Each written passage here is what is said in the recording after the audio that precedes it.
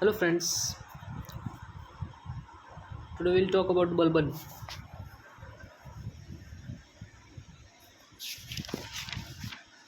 आज हम बलबन के बारे में बात करेंगे, उसकी policies and how he become our ruler.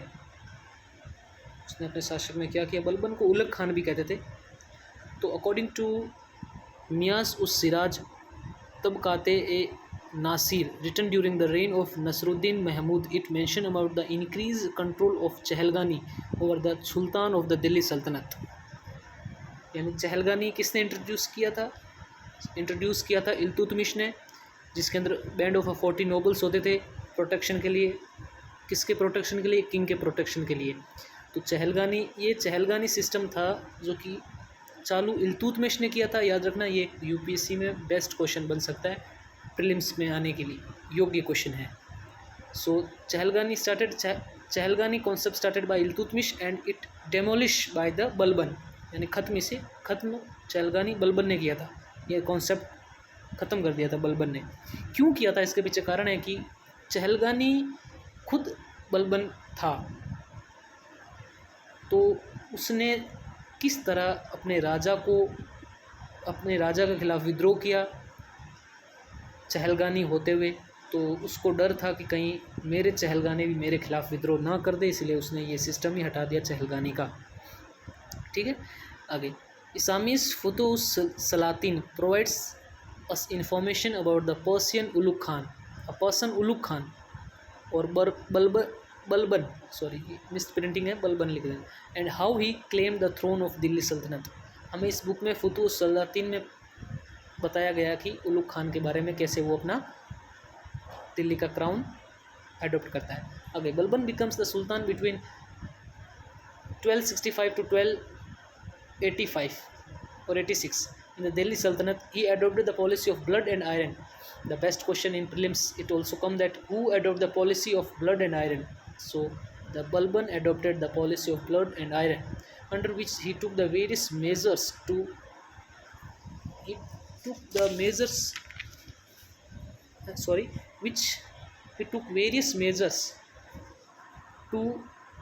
regain the lost glory of Sultan over crown in Delhi Sultanate.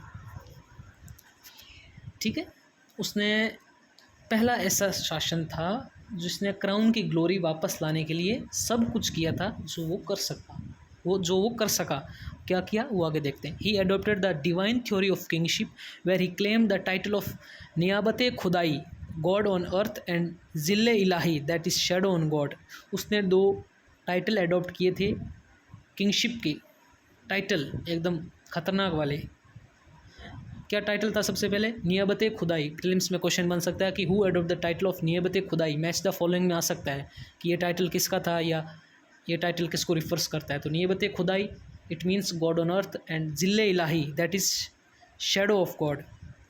ठीक है, he declared himself as a descendant of Afrasiab, an Iranian mythical ruler, to pageant himself a person belonging to the royal blood. खुद को एक royal blood का connection बताता है royal blood के साथ, लेकिन वो था नहीं। आगे चलते हैं। He made the position of sultan as a absolute power where everyone was subservient under the position of crown. उसने क्राउन की पोजिशन इतनी मजबूत कर ली थी कि उसके सब अंडर थे, क्राउन ही सबसे ऊपर था। Crown is equal to Balban ने ये पॉलिसी अपनाई थी। आगे चलते हैं। To strengthen the sultan position, he instituted a strong spy system to be informed about everything inside his court. उसने एक बेस्ट स्पाई सिस्टम भी अडॉप्ट कर लिया था।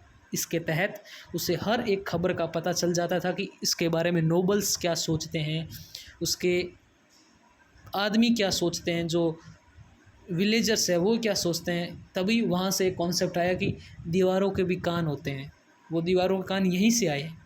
ओके, क्योंकि ये स्पाई सिस्टम उनका बलबन का बहुत स्ट्रॉन्ग था। उससे उसको बहुत बेनिफिट्स मिलता था कि क्या प्रजा में हो रहा है और क्या कोर्ट के अंदर हो रहा है। ठीक है,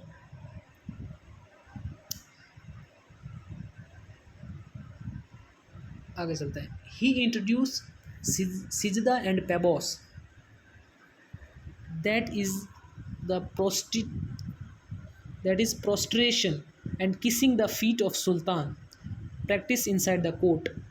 सिजदा, उसको सिजदा यानी अगर बलबन या महाराज आपके कोर्ट के अंदर आ रहे हैं, महल के अंदर मतलब एंट्री ले रहे हैं, तो सारी प्रजा या जो नोबल्स होते थे उनके प्रजामंडल वाले चीफ्स होते थे सारे, उनको सर झुकाना होता था अपना जब वो राजा की एंट्री हो, तो उसका मतलब था सिजदा। एंड पेबोस मतलब अगर राजा आप राजा के पास आए हो तो आप कोई दुआ लेके या कोई अपनी इच्छा जताने या मांगने कुछ, तो आपको राजा के पैरों को किस करना होता था, kissing the feet of sultan, ये प्रैक्टिस था सिजदा एंड पेबोस का। ठीक है, फिर the court decorum was made extremely strict so that any loose और casual talk inside the court was punished severely. अगर कोई भी कोर्ट में मतलब फालतू की बातें या कोई नो मीनिंगलेस बात करे, या हम कहते हैं हथाई, या हम कहते हैं कोई चर्चा, फालतू की चर्चा करे, तो उस पर पाबंदी लगवाई थी किसने, बलबन ने लगवा रखी थी, पाबंदी लगवा रखी थी बलबन ने कि ऐसी फालतू बातें नहीं करेंगे, कोर्ट में अगर आए हो तो कोर्ट वाली ही बातें करो और एक स्ट्रिक्ट मैनर के साथ फॉलो करो उसको। तो ये एक स्ट्रिक्ट पैनल कोड था बलबन का भी। ठीक है, आगे चलते हैं। He adopted drinking wine and coming the court, he stop drinking wine and coming in the court. उसने दारू पीना, वाइन पीना भी बंद करवा दिया था कि कोई कोर्ट में वाइन पी के नहीं आएगा, और वो खुद भी इसको फॉलो करता था। ओके, इसके अंतर्गत वो खुद भी पी के नहीं आता था। The most significant work of Balban was that the abolish of Chahalgani and the post of नायब ए मामूलुकात। मैंने बताया था पहले ही आपको कि उसने, वो खुद चहलगानी था, इसलिए उसने चहलगानी का कॉन्सेप्ट एबोलिश करवा दिया,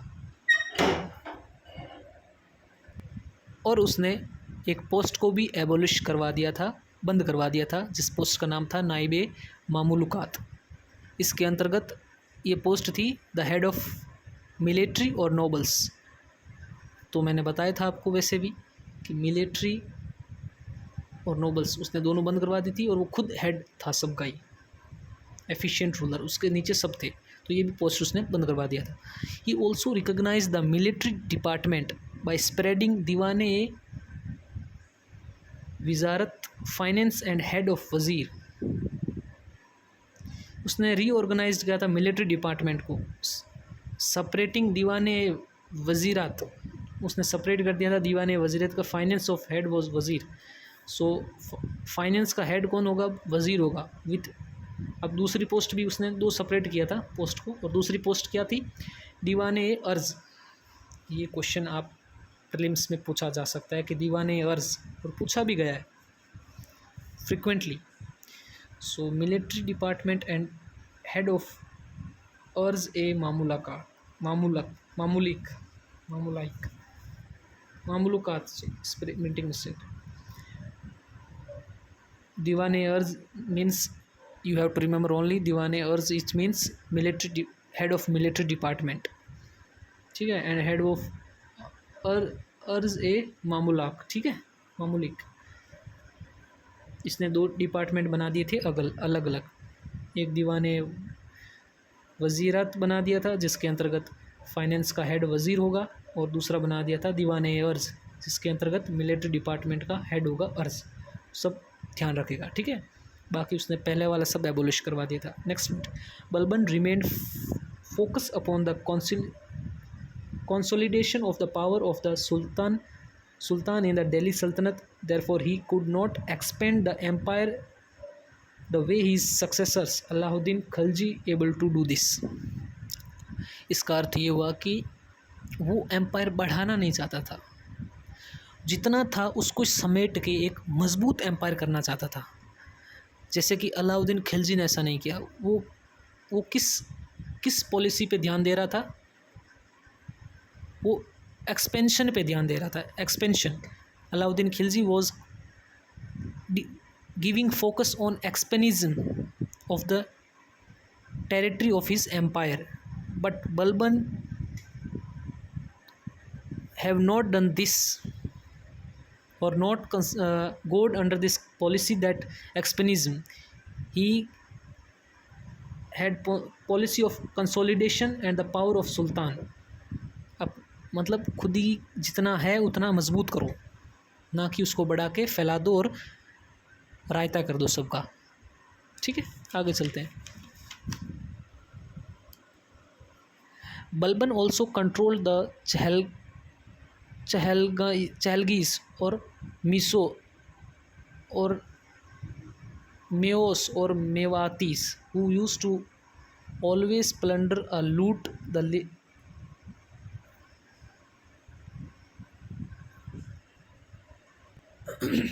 sorry. Balban also controlled the Chahalgis of Meos or Mewatis, who used to always plunder or loot the traders, traders, and the travelers crossing through the areas of Delhi by the North India in the Himalayan range.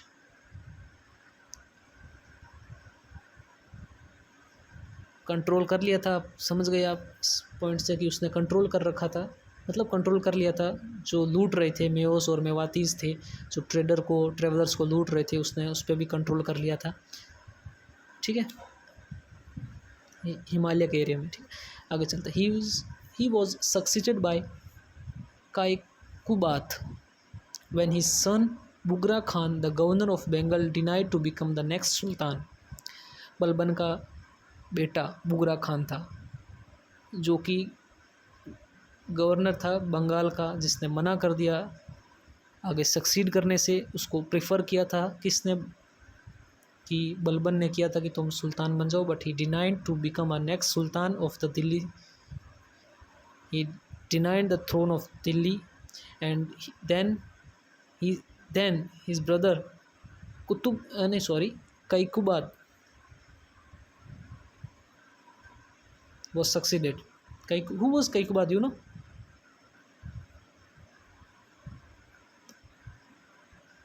Kaikubad was the son of Bugra Khan. ठीक है, याद रखना।